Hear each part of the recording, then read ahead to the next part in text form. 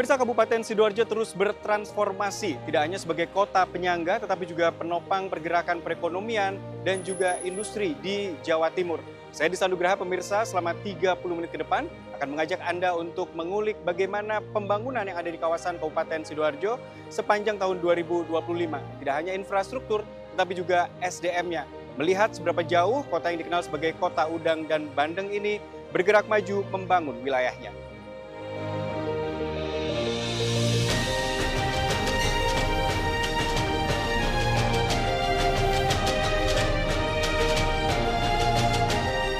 Menjadi penyangga utama metropolis, Kabupaten Sidoarjo terus bergerak maju dengan dinamika dan keragaman penduduknya yang luar biasa. Menjadi pusat industri, rumah bagi para pelaku UMKM yang terus tumbuh, Kabupaten Sidoarjo terus bertransformasi, tak hanya dalam percepatan berbagai pembangunan infrastruktur, namun juga dalam peningkatan SDM atau sumber daya manusianya. Dengan kepadatan penduduknya yang saat ini telah mencapai lebih dari 2,1 juta jiwa, kabupaten ini akan terus tumbuh dan selalu berinovasi, tasbihkan diri menjadi kabupaten yang modern, mandiri, dan berkelanjutan. Terus berprogres dalam hal infrastruktur, contohnya, betonisasi jalan jadi prioritas dalam aspek pembangunan fisik di tahun 2025. Berbagai ruas jalan dibetonisasi, diantaranya di wilayah Desa Purak Sariwaru, Jalan Berbek, Tambak Rejo, Tambak Sumur, Pabean, Beringin Bendo, Jalan Industri Sidokepung, wilayah Gedangan Betro, Kalanganyar Segoro Tambak, dan juga ruas-ruas jalan lainnya yang dikebut penyelesaiannya di akhir tahun 2025 ini.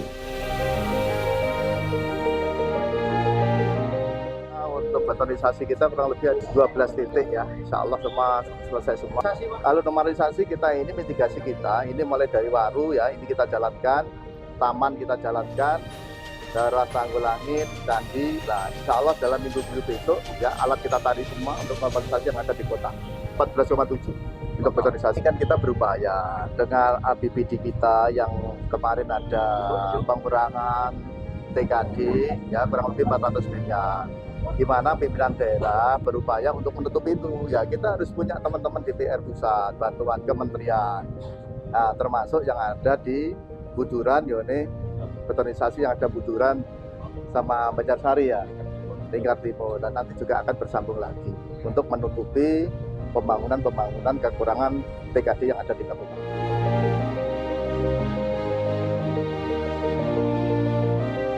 Karena kan kita betonisasi ini kan butuh dampak ekonomi. Jadi tidak sekurang kita untuk penempatan betonisasi.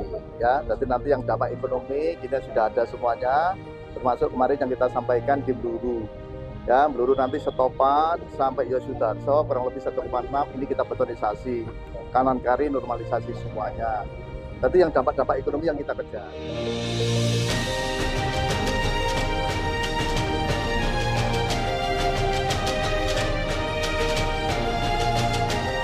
Semuanya itu sudah dilaksanakan betonisasi 12 ruas jalan, total kurang lebih 14,7 km. Normalisasi kami saat ini lebih kepada normalisasi dan pengangkatan sedimen, khususnya yang ada di daerah hilir. Ini untuk jumlah titiknya, memang seluruh saluran hilir ini kami normalisasi.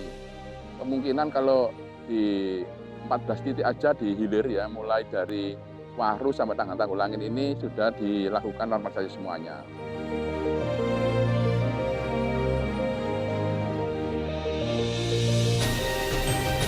Di 2025 ini kami lebih kepada jalan sebenarnya, yang 12 ruas tadi.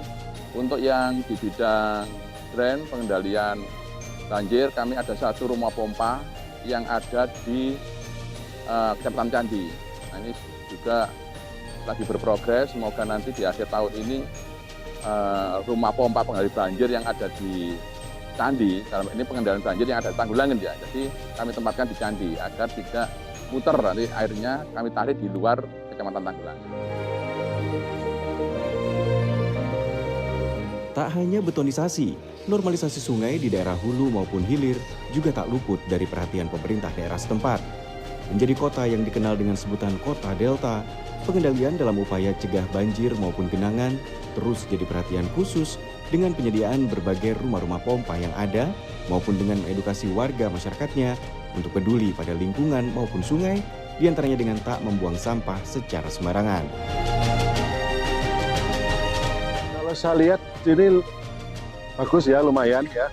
Artinya nampak bahwa pembangunan fisik itu juga bisa dilihat lah, bisa dilihat. Cuman ini perlu memang yang paling penting adalah pengawasannya. Yang penting pengawasannya. Sehingga di dalam pengawasan itu kita tetap melekat, kita DPR selalu sering turun lapangan untuk melihat bagaimana perkembangan pembangunan itu. Tentunya dengan adanya pengawasan itu, maka pelaksanaannya akan lebih baik lagi. Terus bergerak dalam arah pembangunan dengan melibatkan berbagai stakeholder terkait dan juga warga masyarakatnya, pemerintah Kabupaten Sidoarjo janjikan kemudahan dalam akses mobilitas penduduk maupun kelancaran logistik di dunia usaha, di mana harapannya hal ini akan semakin memperlancar geliat roda ekonomi yang terus tumbuh di Kota Delta Sidoarjo.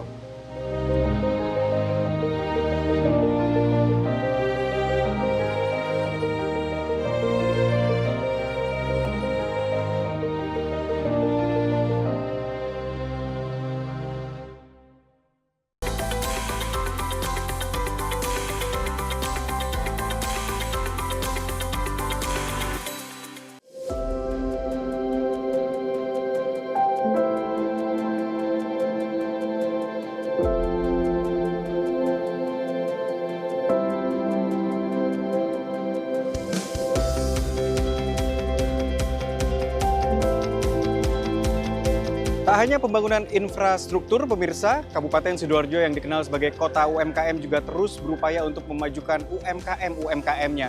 Sejalan dengan program dari pemerintah Kabupaten Sidoarjo melalui kepemimpinan Bupati dan Wakil Bupati Subandi Mimi Idayana, UMKM di Sidoarjo tercatat sudah lebih dari 20.000 UMKM yang naik kelas. Ini juga didukung dengan program-program lainnya seperti rehabilitasi rumah tak layak huni dan juga bedah warung agar membuat masyarakat di Sidoarjo tetap produktif dan ekonomi juga bisa terus berjalan.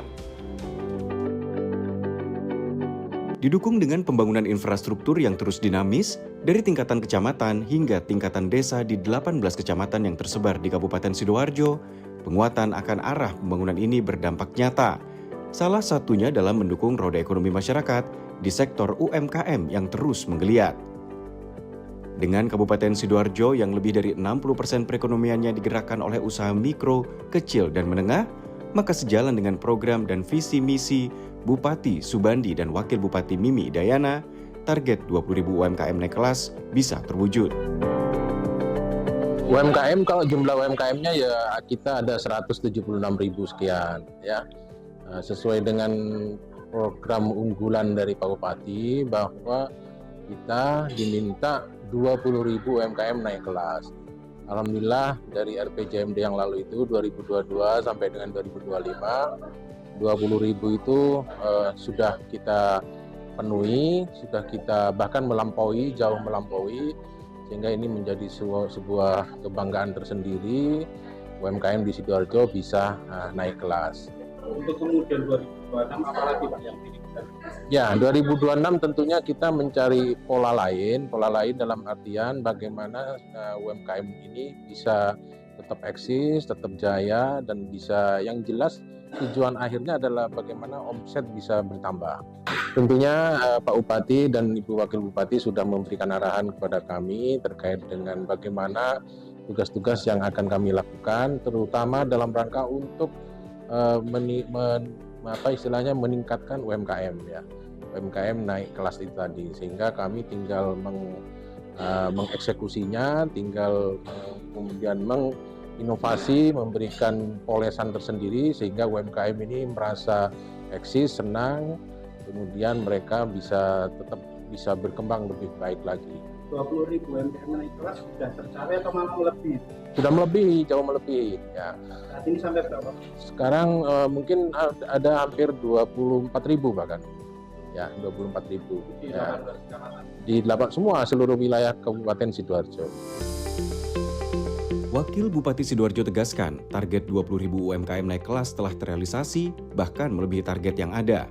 Kedepan, sosialisasi akan terus dimasifkan agar program ini tepat sasaran, membantu warga agar dapat berdaya, adaptif, terus berinovasi, bahkan bisa menembus pasar global. Alhamdulillah program UMKM naik kelas 1 program Kabupaten Sidoarjo sudah terpenuhi 20.000 lebih, tinggal kita mensosialisasikan terus-menerus supaya tepat sasaran. Jadi setiap kecamatan nanti harus mempunyai produk-produk unggulan. Harapan untuk UMKM yang ada di Sidoarjo, terutama di Kabupaten Sidoarjo, supaya memanfaatkan program pemerintah yang sudah diluncurkan oleh pemerintah Kabupaten Sidoarjo. UMKM naik kelas yang ada di Sidoarjo supaya memanfaatkan program yang sudah difasilitasi yaitu Purda. Nah, ini sangat bermanfaat sekali untuk para UMKM yang ada di Sidoarjo. Manfaatkan program Kurda yang ada di Sidoarjo untuk UMKM supaya lebih baik lagi. Bedah warung 2025 sudah 800 sudah oke. Sudah terpenuhi.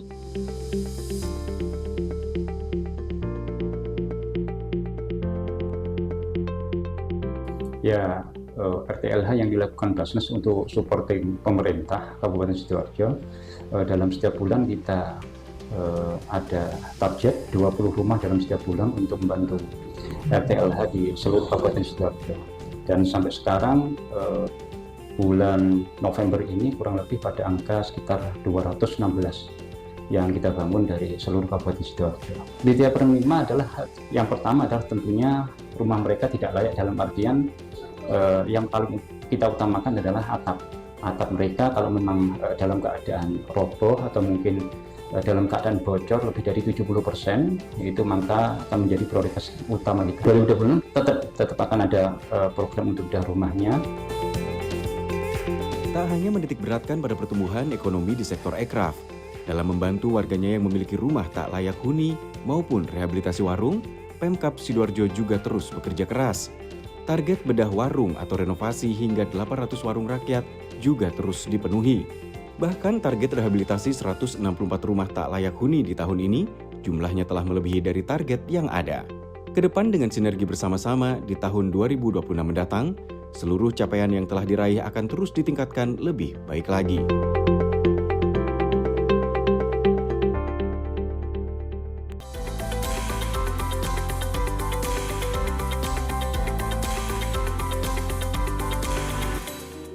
Ya pemirsa, sekarang saya berada di kawasan Gedangan Sidoarjo, dan di kawasan ini, tepatnya di perempatan Gedangan ini akan dibangun flyover yang menjadi salah satu program strategis nasional.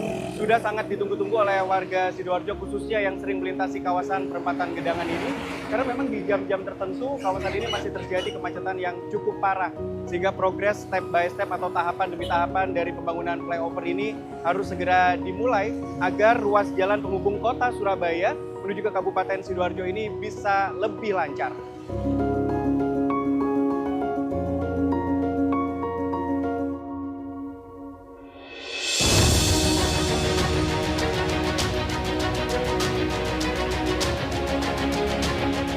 Setelah pada tahun 2024 lalu, proyek nasional flyover Aloha telah selesai dan mampu mengurai kemacetan di Kabupaten Sidoarjo, satu PR yang masih jadi problem serius, yakni perempatan Gedangan.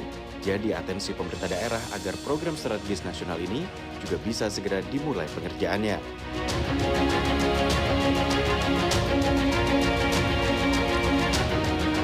Koordinasi, Forkopimda Kabupaten Sidoarjo telah satukan tekad bersama dengan membentuk Satgas Pembebasan Lahan. Langkah awal agar proyek flyover Gedangan bisa mulai dikebut di tahun 2026 mendatang.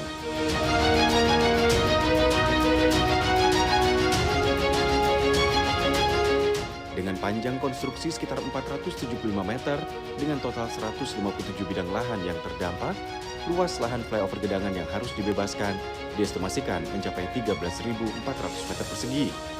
Sehingga dimungkinkan kebutuhan anggaran yang diperlukan di angka 260 miliar hingga 340 miliar rupiah.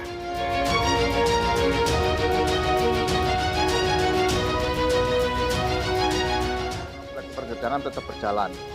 Ini nanti kita akan bentuk satgas. Tadi sudah disampaikan panjang lebar. Di mana nanti kalau ada yang terkait masalah tanah yang harganya tinggi dan lain. Kalau kita sudah ada appraisal ya, tentu juga akan dibantu oleh pihak pengadilan maupun BPN. Nah, gimana appraisal itu bisa berjalan? Nanti sudah ada penlog. Kalau tidak ada penlog, nggak mungkin appraisal kita itu bisa jalan. Nah, tadi sudah kita koordinasikan dengan Pak Kanta, kita upayakan di mana nanti tetap penlog itu jalan. Kalau nanti ada persoalan ya, nanti ini tetap kita jalankan karena ini sudah program nasional. Tentu kita bantuan daerah, terus kita upayakan bahwa flyover Gedangan tetap berjalan. 2026 tetap pembebasan tetap berjalan ya, karena ini nanti kita akan bentuk satgas ya, satgas pembebasan ya, nanti ada semuanya masuk, dari BPN masuk, dari Pak Kejari, KPN, tadi semua nanti kita masuk rapat yang hari ini kita lakukan ya, untuk mempercepat dalam arti proses pelaksanaan pembebasan proyek yang ada di flyover yang ada di Gedangan.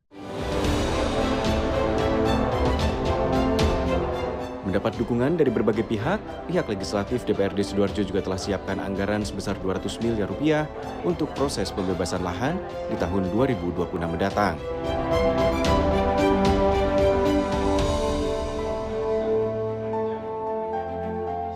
Ya tentu saja, karena ini adalah program yang sangat dirindukan oleh masyarakat, karena persoalan Gedangan sudah menjadi sangat viral ya, sangat dibutuhkan untuk sentuhan diselesaikan, apalagi kemudian sekarang sudah menjadi proyek strategis nasional.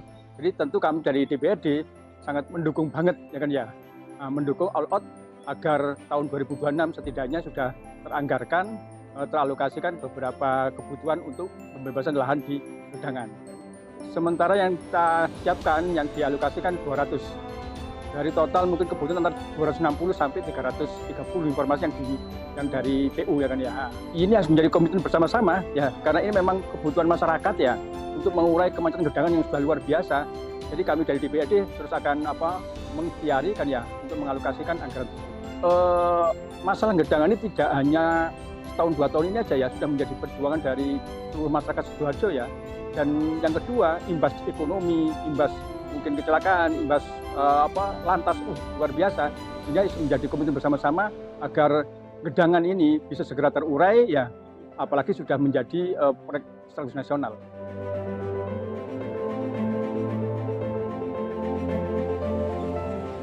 Flyover Gedangan harapannya akan dapat mengurai kemacetan, konektivitas antara Surabaya dan Sidoarjo juga akan semakin lancar, di mana dengan keberadaan flyover Gedangan ini mampu menopang mobilitas di kawasan industri, pemukiman, hingga sentra ekonomi yang terus berkembang pesat di Kabupaten Sidoarjo.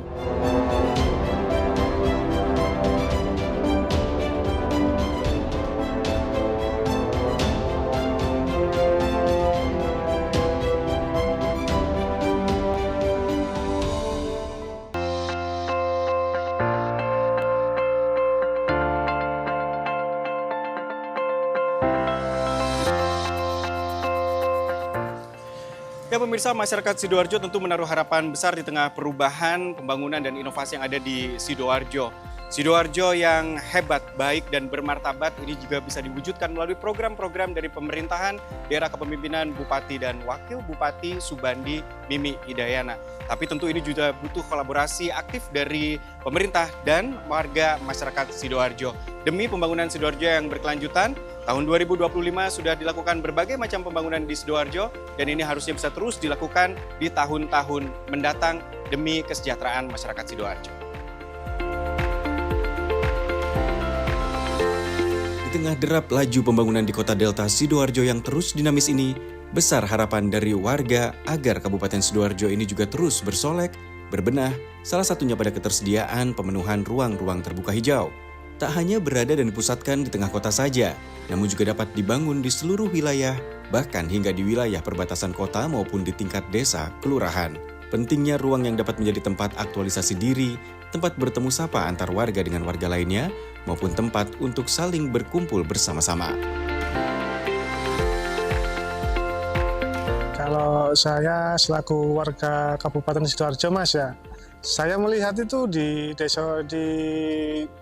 Kabupaten Sidoarjo ini sudah banyak pembangunan, Mas, seperti betonisasi, terus pembangunan kayak di alun-alun itu, Mas ya, dan banyak lah. Dan di Sidoarjo sendiri itu UMKM itu digaungkan, Mas, dan para UMKM, pelaku UMKM itu disupport. Dan sedangkan saya pencinta alam Mas ya, saya menginginkan pemerintah Kabupaten Sidoarjo itu prihatin kepada ruang terbuka seperti ruang hijau Mas ya. Itu kan titik para kayak orang saya di kampung Mas ya. Kalau saya deket ruang hijau, jadi saya tuh bisa ketemu keluarga saya, ketemu tetangga-tetangga saya di ruang hijau terbuka itu Mas. Nah, di situ tuh jadi kelihatannya itu harmonis Mas, antara warga beda-beda kecamatan Mas ya. Kalau di satu titik itu kan sudah jadi enak Mas kalau harmonis Mas, meskipun kita baru kenal.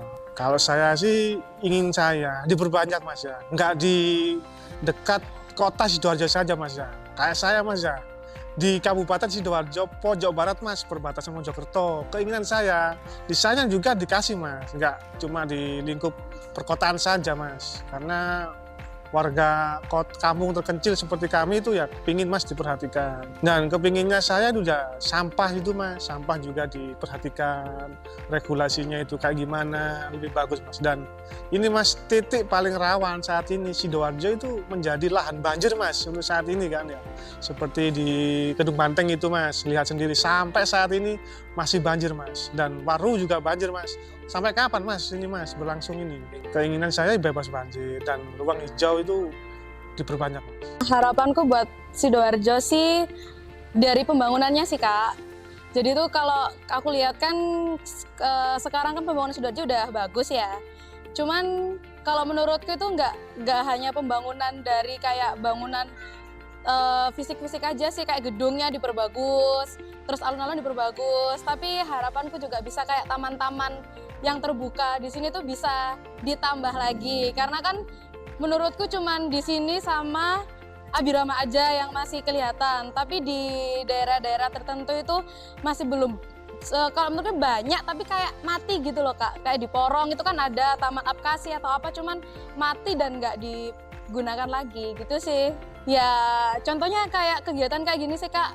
Kayak dari kegiatan latihan ini kan latihan pramuka, bisa dipakai buat latihan kayak gini, kalau atau enggak latihan tari atau apa, karena kita sebagai warga Sidoarjo pun juga membutuhkan tempat terbuka kayak gini gitu. Sebagai warga Sidoarjo, pertama musim hujan ini supaya kali-kali itu dibersihkan dan jalan-jalannya lubang-lubang itu supaya ditambal, supaya masyarakat juga nggak jatuh.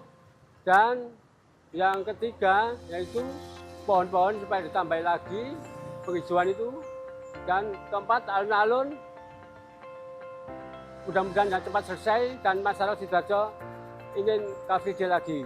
Lapangan pekerjaan supaya ditambah lagi.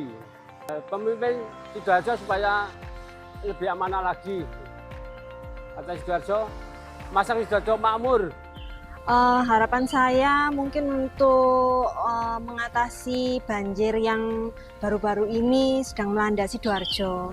Jadi mungkin untuk penyaluran gorong-gorong ataupun air hujan ini mungkin bisa dibantu lebih ditata lagi. Kasihan warga-warga karena waktunya musim hujan, terus banyak daerah yang kebanjiran. Ruang terbuka hijau sekarang ini saya rasa Sidoarjo sudah lumayan banyak ya. Cuma mungkin bisa ditambahkan lagi supaya nanti di Sidoarjo ini ada ikon penghijauan seperti yang di kota-kota lain. Harapan lainnya mudah-mudahan Sidoarjo bisa berkembang dan juga bisa maju. Akses transportasi selama ini ya baik-baik saja ya, cuma waktu weekend mungkin ya, waktu weekend agak macet ya kalau di kota Sidoarjo. Weekday di jam-jam tertentu saja, tapi tidak terlalu. Ya kalau bisa, atau mungkin dari polisi lalu lintas, pokoknya dari pihak pemerintah bisa membantu mengatasi atau mencarikan solusi. Kabupaten Sidoarjo melalui 14 program prioritas yang berfokus pada akselerasi pembangunan di berbagai sektor yang pembangunannya dijalankan dengan optimal sehingga manfaatnya dapat dirasakan langsung oleh warga. Harapan warga, berbagai problem pelik yang masih ada seperti banjir, pemenuhan transportasi publik, kemacetan ataupun ketersediaan ruang-ruang terbuka hijau. Hal ini dapat pula jadi atensi pihak pemerintah daerah sehingga Sidoarjo hebat, baik dan bermartabat yang menjadi visi pimpinan daerah benar-benar dapat terwujud secara nyata.